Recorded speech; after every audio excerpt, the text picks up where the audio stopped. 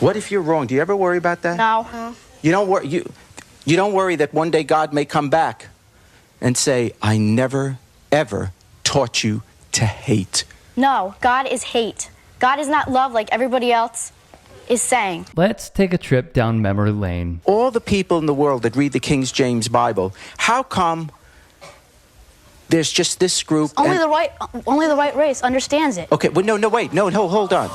Only the white race will have his eyes open How come understanding the truth. 99%? How come 99% of white Christians don't believe as you do, and they're reading the same Bible? Perverted by the Jews. Ah, yes, of course. When all else fails, blame the Jews. More from this piece of video. When time comes, God will send them back to their homeland, Africa. I have nothing against them. Why will God send them to Africa? Because all the races will go back to their homeland. Well, where do whites go? This used to belong to whites stay here, New Jerusalem, America. Excuse me, whites stay in New Jersey? New Jerusalem, the United States, New Jerusalem. Okay, but the Native Americans, which we used to call Indians, they were here first. We have to get out. Well, that line triggered them. It's a promised land. God gave it to us. Okay, so, God gave it.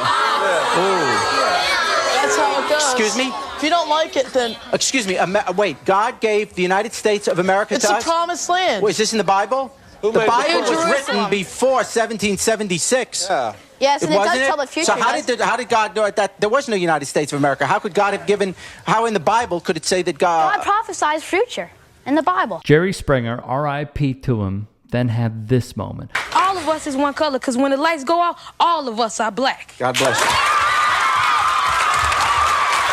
Look at Jerry. Look at Jerry raising the black fist. This show was nuts. What scares me with all this is that you weren't born evil. You weren't born bad. And what's scary about all of this is that behind every one of these 5, which once were beautiful young babies, somebody has put this in their minds. Now look, we should also remember, do not forget this. This family was a Christian nationalist family. In a way, what Donald Trump and J.D. Vance envisioned for the country, along with Peter Thiel. And they were Holocaust deniers. There was one piece of video from Jerry Springer's official YouTube channel where he said, "We know 6 million Jews died."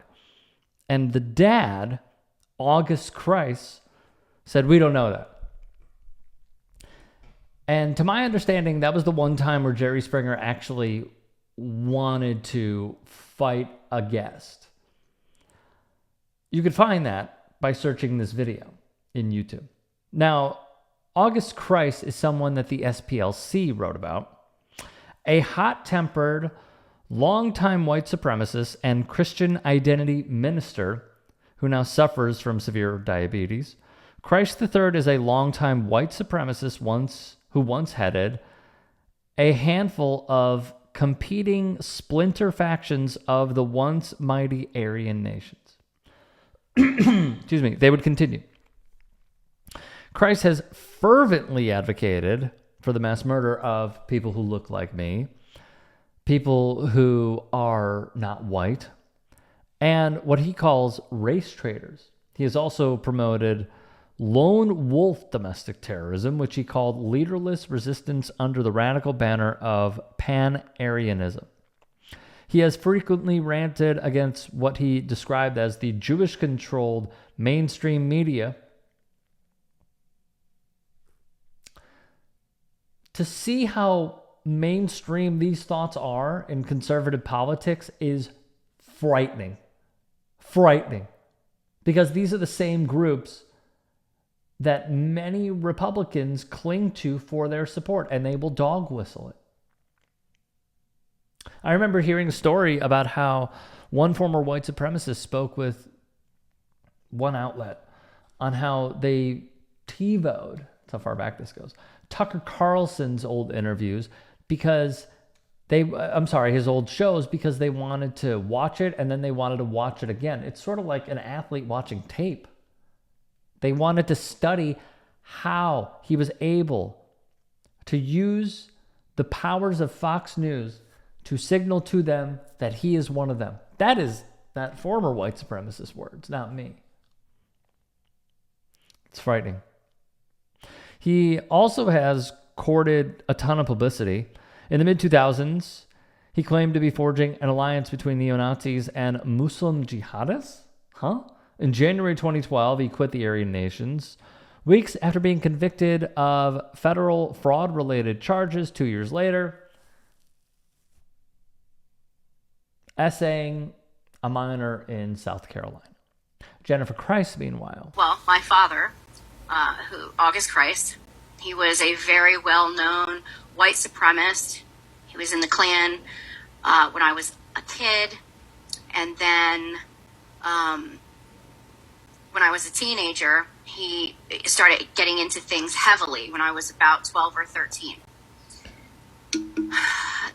There was it all started when I was, I believe I was around 14. The talk show circle industry had seen me. My father had put me on TV for this, like a documentary type of thing. And they had, told me what to say. So I said it, and it was shocking. So now, at this point, all of the talk shows wanted me to come on their show and say the same horrible things, to basically exploit me and, get views and make money. It appears has been able to break away from the family. She's basically saying that we were used by her father, who was a crazy person, to promote these white supremacist ideologies. They say history repeats itself. What I am seeing in this clip that is very old is the fact that while some may have been able to break away, we are seeing this rise once again in American politics, and has also gone mainstream. And although these shows come and go, the mentality and mindset that infects so many Americans remains a mainstay. How we combat it, where we went wrong, up for discussion. I'm sure there are a plethora of right answers on the subject. What gets me is we will see another Jennifer Kreis because of the emboldening of the current movement of MAGA. Because it is a racist ideology. It is an unconstitutional ideology. It is one where they believe that you should suck off the oligarchs and not care about your fellow man. Even though they'll pretend not to believe these things, you don't have to dig hard enough for them to out themselves. Great example of this was when the Good Liars were talking to a MAGA supporter who was wearing a Let It Fly shirt showing the Confederate flag, and just one simple follow-up about slavery, the enslavement of black people. They gave a no comment. Over and over and over again, it was a no comment. Why? Because they know. They know. They just don't want to admit it. At least some don't. So what I fear is the next Jennifer Kreis, the next August Kreis. Because years down the line, we are going to see these same exact stories. If you can and are willing, please become a paid member here at TYT Sports. And or go to tyt.com/join. In addition, you can follow me on Twitter, Instagram, and TikTok. Appreciate it. Have a great day.